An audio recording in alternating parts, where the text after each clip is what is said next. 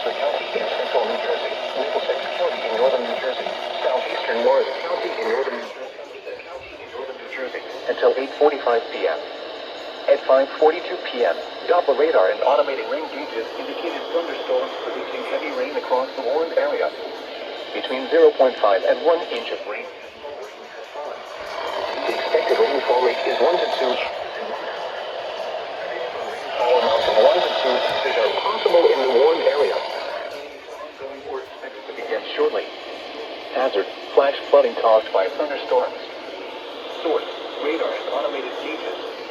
Impact: flooding of small creeks and streams. Urban areas, highways, streets, and underpasses, as well as other drainage that may experience flash flooding include New Brunswick, Morristown, Somerville, South Brunswick, North Brunswick, Madison, Middlesex, Princeton, and Florida Park. This includes the following highways: New Jersey Turnpike between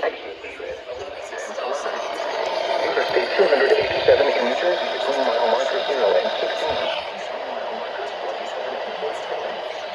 Interstate 78 in New Jersey between mile markers 34 and 42.